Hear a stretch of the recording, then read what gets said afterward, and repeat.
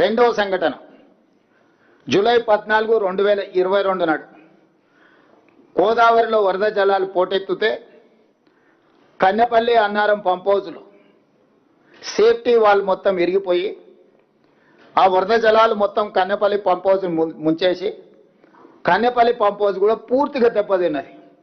అది 2022 సంవత్సరం జూలైలో. అదేవిధంగా దాన్ని సరిదిద్దలేదు, దాన్ని రిపేర్ను పూర్తి స్థాయిలో చేయలేదు. ఇప్పటి కూడా కన్నెపల్లి పంప్ హౌస్ 100% వినియోగంలోకి రాలేదు. 2023 అక్టోబర్ 24న ప్రాజెక్టు ప్రారంభించిన 4 ఏళ్లకే మేడిగడ్డ బ్యారేజ్ కుంగిపోయింది. అక్టోబర్ 22 నాడే ప్రాజెక్టు ఏఈ మహదేవ్పూర్ పోలీస్ స్టేషన్లో పోయి ఫిర్యాదు చేసింది. అక్టోబర్ 21, 2023 నాడు మేడిగడ్డ బ్యారేజ్ కుంగిపోతే తెల్లారే 22 నాడు మహదేవ్పూర్ పోలీస్ స్టేషన్లో చంద్రశేఖరరావు గారి ముఖ్యమంత్రి సాగునీటి పారుదల మంత్రిగా ఉన్నప్పుడు ప్రాజెక్టు కుంగిపోయింది, తక్షణమే దీని మీద విచారణ చేయండి అని చెప్పి ఆనాడు పోలీస్ స్టేషన్లో ఎఫ్ఐఆర్ కూడా చేయడం జరిగింది. ఆ తర్వాత అక్టోబర్ 22, 2023 నాడు కేసీఆర్ ముఖ్యమంత్రిగా ఉన్నప్పుడే నేషనల్ డ్యామ్ సేఫ్టీ అథారిటీ ఎంబడే ఈ ప్రాజెక్టు కుంగుబాటుపై కమిటీని నియమించి నవంబర్ 1, 2023 నాడు చంద్రశేఖరరావు గారు ముఖ్యమంత్రి ఉన్నప్పుడే ప్రాథమిక నివేదికను అందించారు.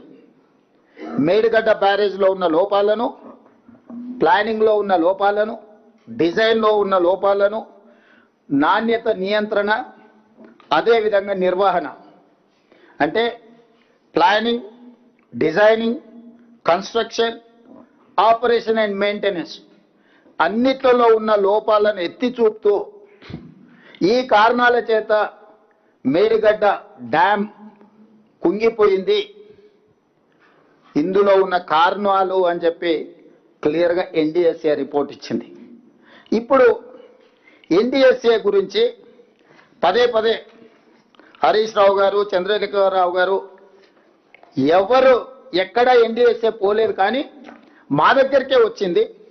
మా దగ్గరికి ఎందుకు వచ్చింది, మా మీదనే ఎందుకు నివేదిక ఇచ్చిందని ఒక వాదన తీసుకొస్తారు. ఇన్ని సంవత్సరాలలో ఎందుకు ఈ ఎన్డీఎస్ఏ ఎక్కడికి వెళ్ళలేదని నేను ఇక్కడ పాత్రికేయ మిత్రులతో కొంత సమాచారాన్ని పంచుకోదలుచుకున్నా.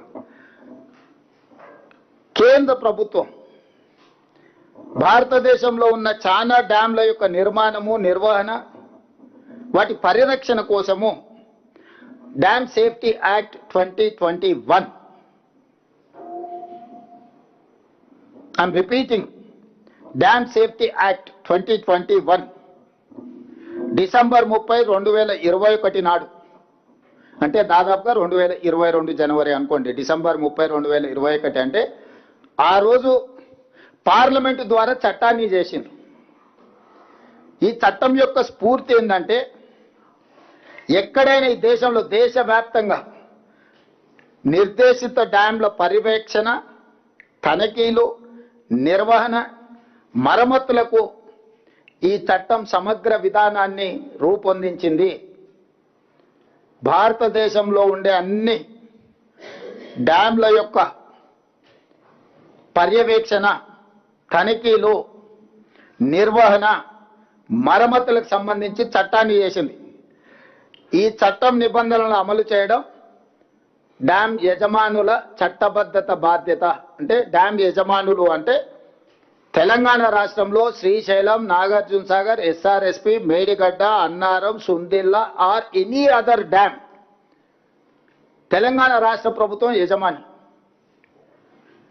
కేంద్ర ప్రభుత్వం చేసిన చట్టం డ్యామ్ సేఫ్టీ యాక్ట్ 2021 ప్రకారం పర్యవేక్షించే బాధ్యత ఎన్డీఎస్ఏది. వాళ్ళు ఇచ్చిన సలహాలు, సూచనలు, వాళ్ళ ఆదేశాల మేరకు బాధ్యత నిర్వహించాల్సింది రాష్ట్రాలది. అందుకే 2022లో 2023లో జరిగిన ప్రమాదాన్ని తక్షణమే ఎన్డీఎస్ఏ విజిట్ చేసింది.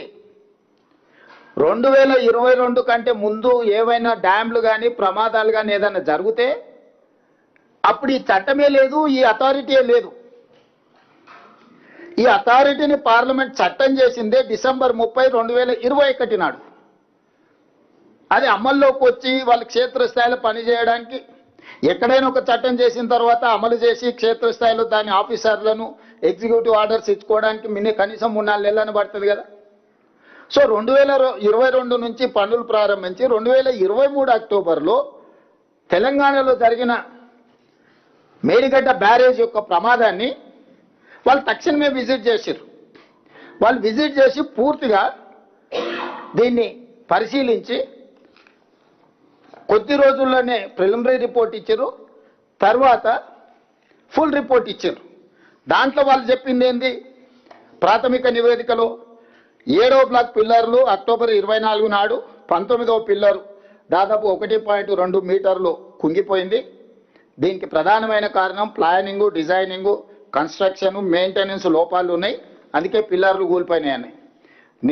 అదేవిధంగా ఈ బ్లాక్ దెబ్బతినడం వల్ల 7th బ్లాక్ దెబ్బతినడం వల్ల మొత్తం ప్రాజెక్టు మీద ప్రభావం చూపించింది. కాబట్టి బ్యారేజ్లో నీళ్లు నింపడానికి వీలు లేదు, నీళ్లు నింపితే ప్రమాదం అని చెప్పి ఇచ్చారు వాళ్ళు. ఫస్ట్ ప్రాథమిక నివేదిక ఇచ్చారు, తర్వాత ఫైనల్ రిపోర్ట్ ఇచ్చారు. ఈ ఫైనల్ రిపోర్టు 365 పేజీలు ఉంది టోటల్గా. ఈ 365 పేజీలలో ప్రతి పేజీలో ఉంది. నేను కొంత సారాంశం చెప్తా, మీకు ఈ కాపీలను కూడా మీకు అందజేస్తా. ఫైనల్ రిపోర్ట్ 24 ఏప్రిల్ 2025 నాడు ఫైనల్ రిపోర్ట్ ఇచ్చారు. వివిధ పరీక్షలు క్షేత్రస్థాయిలో నిపుణులు పరిశీలించిన అనంతరం ఎన్డీఎస్ఏ తుది నివేదిక ఇచ్చింది. అందులో మేడిగడ్డ, అన్నారం, సుందిల్ల బ్యారేజు నీటి నిల్వకు అనుకూలం కావని తేల్చి చెప్పింది. పేజీ నెంబర్ 346 పేజీలో మేడిగడ్డ బ్యారేజ్ 7వ బ్లాక్ నష్టం వల్ల బ్యారేజ్ నుంచి నీటి మళ్లింపు పనికి రాకుండా పోయింది. ఈ నివేదికలో 346 పేజీల స్పష్టంగా 7th బ్లాక్ డ్యామేజ్ అవ్వడం వల్ల నీటిని నింపడం కానీ నీటిని మళ్లించడం కానీ కుదరదు. దీనివల్ల మొత్తం ఎంటైర్ మేడిగడ్డ బ్యారేజ్ దెబ్బతిన్నదని చెప్పింది. 352 పేజీలో అన్నారం బ్యారేజ్ తీవ్రంగా దెబ్బతిన్నది, నీటి మళ్లింపు సురక్షితం కాదని చెప్పింది. 356 పేజీలో సుందిల్ల బ్యారేజ్ తీవ్రంగా దెబ్బతిన్నందున నీటిని మళ్లించడం సురక్షితం కాదని చెప్పింది. ఫైనల్గా ఎగ్జిక్యూటివ్ సమ్మరీలో 17th పాయింట్ 3 బ్యారేజీలు తీవ్ర నష్టాలను క్రోడీకరించింది, సమగ్ర పునరుద్ధరణ డిజైన్ అవసరమని స్పష్టం చేసింది. మొత్తం బ్యారేజ్ పటిష్టత, భద్రతపై సమగ్ర అంచనా వేసి ఇప్పుడున్న దుస్థితిని అరికట్టడానికి తక్షణ స్థిరీకరణ చర్యలను కూడా సిఫార్సు చేసింది ఇందులోనే. అంటే దీన్ని 3 బ్యారేజీలు నీళ్లు నింపడానికి కుదరదు. ఈ బ్యారేజీల నిర్మాణంలో చాలా లోపాలు ఉన్నాయి, వీటిని సరిదిద్దడానికి కూడా వాళ్ళు ఒక స్ట్రక్చరల్గా సజెషన్స్ ఇచ్చారు.